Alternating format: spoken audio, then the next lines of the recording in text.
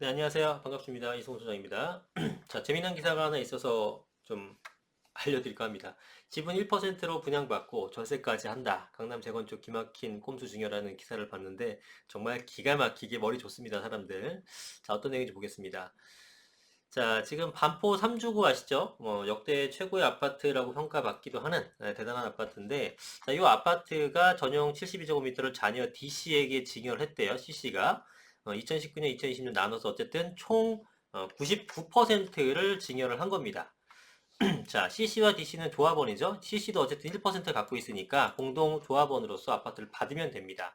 근데 이 아파트가 새 아파트를 분양받을 자격이 없는 것으로 결론 지어져 지난해 3월 재건축 조합에 16여원을 받고 소유권을 넘겼어. 이게 무슨 얘기냐면 현금 청산된 거죠. 알고 계시겠지만 조합설립 인가 받은 다음에 10년 보유 5년 거주 이런 것 1가구 1주택 10년 보유 5년 거주 이런 거 외에는 특별한 사정이 없는 이상 거래가 되게 되면 뒷사람은 조합업 자격을 박탈되죠. 그래서 거래할 수 없는 건데 증여도 당연히 포함입니다.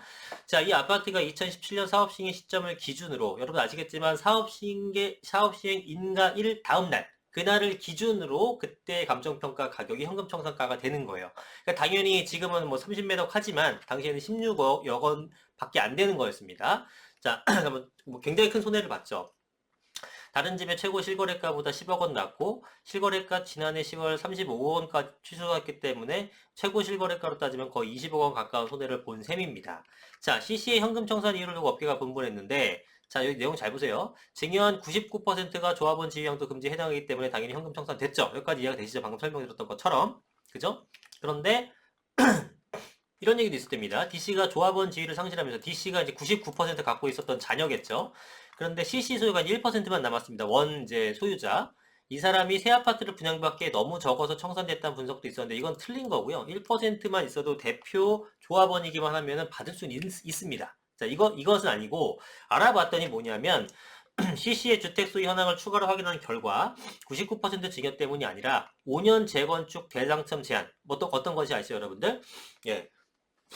투기과열지구에서 조합원으로 재건축 아파트를 분양받으면 5년의 텀이 있어야 됩니다. 내가 뭔가를 분양받고 나서 내지는 조합원으로서 뭐 입주권을 받고 나서 5년이 지나지 않고 또다시 뭔가를 받았을 때 뒤에 있는 건 청산된다. 이런 내용이 알고 계시죠? 어떤 건지. 자, 그래서 그거에 걸렸답니다. 2018년도에 다른 재건축 아파트를 분양받았기 때문에 이게 18년도 6월달이라 그러면은 적어도 23년도 6월달 이후에 돼야 되는데 그 전에 지금 분양을 받아본 껄이 되다 보니까 5년 재건축 제한으로 인해서 전체가 현금 청산 당한 거예요. 그렇다면 만약에 이 사람이 2018년도에 안 받았거나 예를 2016년도에 받았다거나 해가지고 이거를 온전하게 받을 수 있었다면 이 CC는 1%의 금액, 1%의 지분만으로 이 아파트 조합원으로서 인정을 받았겠느냐? 현행법상으로는 받게 됩니다. 자, 이게 왜 근데 대단한 거냐면은 근데 이게 왜 이슈가 되는 거냐 하면은, 자, 보세요. DC가 조합원 지위를 잃더라도 1% 지분의 새 아파트를 분양받을 수 있을까? 실제로 강남 재건축 단지들의 99% 증여가 잇따르면서 되게 많은가 봐요. 재건축 쪽과 곤두세우고 있는 상황이다. 결론은 뭡니까? 그렇다이다. 1%로 분양받을 수 있다라는 겁니다. 자, 왜냐? 우선 1% 지분으로 조합원 자격을 유지할 수 있느냐부터 따져야 되는 건데, 관련 법령에 따르면 하나의 주택을 공유 지분으로 여러 명이 소유할 경우 여러 명을 대표하는 한 명을 조합원으로 본다고 되어 있고 지분의 크기가 상관없습니다. 그러니까 10%, 20%, 30%, 뭐 35%, 5%, 4%, 1% 지분을 가진 사람이 여러 명이 모였다. 그러면 40%, 35% 제일 많은 사람이 그거를 대표 조합원으로 돼야 되느냐? 상관없다고요. 정하기 나름인 겁니다. 그래서 99% 1% 있다고 하더라도 1% 조합원이 대표 조합원이 될 수가 있는 거예요. 그죠? 그러다 보니까 1% 지분으로도 조합원 자격을 유지할 수 있게 되고 조합 자격을 받을 수 있는 게 현행 법령입니다. 자, 법제처 법령 해석에서도 재건축 조합원 자격을 가지는 자가 조합 설립 인가 후 해당 주택의 소유권 일부를 조합원이 아닌 제3자에게 양도해, 자, 조합원 아닌 제3자에게 양도하든 뭐 증여를 하든 줬어요. 해당 주택의 소유권을 공유하게 된 경우 양도인, 준 사람도 조합원 자격을 가진다. 이제 내가 100% 지분은 아니지만 90% 주건 50% 주건 남아있는 사람도 어때요? 여전히 조합원 자격을 유지한다는 겁니다. 공유하는 겁니다. 조합원 자격조차, 조합원 자격도. 자, 그래서 일부 지분이 조합원 지위를 양도받지 못하게 되더라도, 자, 여기서는 99%였죠. 못하더라도 조합원 지위만 잃을 뿐 현금 청산되지 않는다. 자, 국토관계자는 일부 지분이 조합원 지위를 양도받지 못하더라도 조합원 지위만 일 뿐 현금 청산이 되지 않는다고 말했다. 법제처도 법령 해석에서 대표 조합원은 포면상 한 명의 조합원, 우리 뭐 조합원들끼리, 그러니까 그 공유 지분자들끼리 누군가 정해서 올렸겠죠. 대표 조합원으로. 그 실질은 다수의 토지 등 소유자를 대표하는 것이죠. 그러니까 A, B, C, D, E라는 사람이 있는데 그 중에 A라는 사람을 대표로 했지만 B, C, D, E도 결국은 조합원으로서 이거 나눠 갖는 구조가 되는 겁니다. 이름만 하나로 올라가 있을 뿐. 그래서 대표 조합원이 아닌 토지 등 소유자는 대표 조합원을 통해 보유 지분에 해당하는 분양 신청을 한 자로 보아야 한다라는 거예요. A라는 사람 이름만 올라가 있지만 A라는 사람이 갖고 있는 부동산에 여러 사람의 이름이 돼 있기 때문에 B, C, D라는 사람은 그 조합원 그 명단에 들어가 있지 않으나 그래도 대표 조합원을 통해서 보유 지분에 해당하는 만큼 분양 신청을 한 자로 보아야 된다라고 얘기하는 겁니다. 그럼 결국 CC는 전체 지분을 대표하는 조합원으로서 새 아파트를 분양받아서 DC와 공동 소유할 수 있게 되는 거죠. 자, 그러면 이처럼 99% 증여는 조합원 지위 양도 금지에 막힌 재건축을 우회적으로 증여할 수 있게 되는 겁니다. 그죠? 자, 어떻게 되는 거니까 100%를 증여하게 되면은 조합원 지위 상실입니다. 그냥 끝나요. 현금청산 끝. 그런데 1%를 남겨놓고 이 1%로 새 아파트를 분양받게 되는 겁니다. 그럼 99%를 증여했을 당시에는 어때요? 굉장히 재건축이 되기 전에 했기 때문에 저렴하게 증여할 수 있다라는 거죠. 그리고 분양은 분양대로 받고 분양받은 다음에 1%만 증여하게 되면 온전하게 자녀한테 싸게 넘길 수 있다는 겁니다. 조합원 자격도 유지하게 되면서 저렴하게 증여를 할 수 있고 아주 스무스하게 명의 이전이 된다는 거죠. 와, 정말 제가 볼 때는 천재 아닙니까? 어떻게 이런 생각들을 하나요? 대단합니다.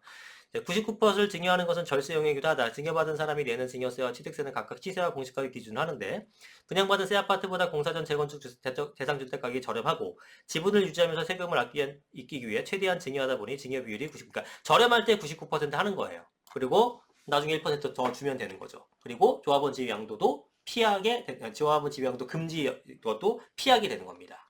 자, 근데 문제는 이렇게 증여로만 활용할 수 있는 것이 아니라 이것도 매도로서 활용할 수 있다는 겁니다. 제3자에게도 이런 식의 방식이 된다라는 거죠. 대신 좀 불안하죠? 예, 제3자끼리의 거래이기 때문에 이거는 뭐 공정을 받던 뭘 하던 어떤 법적 안정장치 마련해야 될 것 같은데요. 여하튼 이러한 편법도 적용될 수 있을 것 같습니다. 1% 지분으로도 주택 한 채 조합원 자격을 유지할 수 있게 됨에 따라 조합 설립 이후 조합원 지위양도 금지를 통한 재건축 단지 거래 제한을 피해갈 수 있는 꼼수로 쓰일 수 있다는 겁니다. 99%만 매도하는 거예요. 그 다음에 재건축 준공 후 1%를 마저 양도하겠다는 약속을 하고 거래하게 되면은 뭐 99%니까 뭐 크게 불안하지 않을 수 있겠죠. 어쨌든 1%만 더 받아내면 되니까. 그럼 매수자는 조합원 지위 양도 금지를 피해서 그죠? 기존의 조합원이 대표 조합원을 하고 그다음 완성되게 되면은 99%내 거잖아요. 1% 나머지 더 내놔. 예. 그렇게 하면은 가져갈 수 있다는 겁니다. 와, 저는 솔직히 상상도 못했었던 전략인 것 같습니다. 그래서 어쨌든 100% 지분을 가진 여러 명의 조합원을 대표하는 1% 지분과 1%만 조합원 자격이 있는 지분은 전혀 다른 내용이죠. 아주 작은 지분만 가진 조합원의 온전한 분양 권리를 인정하는 것이 오히려 편법을 조정할 수 있다라고 얘기했는데 어쨌든 이제 법적으로는 막을 길이 없기 때문에 야, 이거 아시는 분들은 상당히 많이 활용하지 않을까라고 생각이 듭니다.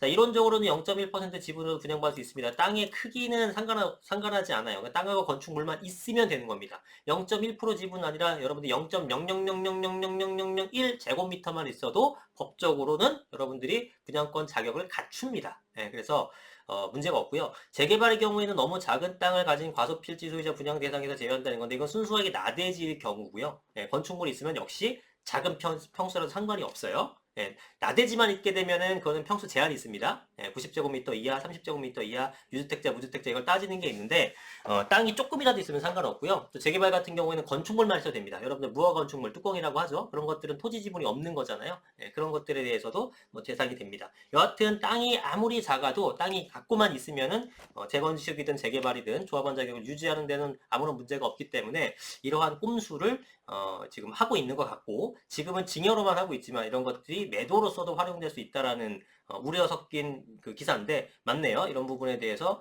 뭔가 좀 대안이 있어야 될 것 같습니다. 자, 하여튼 뭐 이거를 뭐라고 했습니다. 이거를 좀 활용하시라고 알려드렸던 거는 아니고 좀 이런 내용이 있는데 참 기발하다 이런 생각으로 네, 영상을 좀 찍어봤습니다.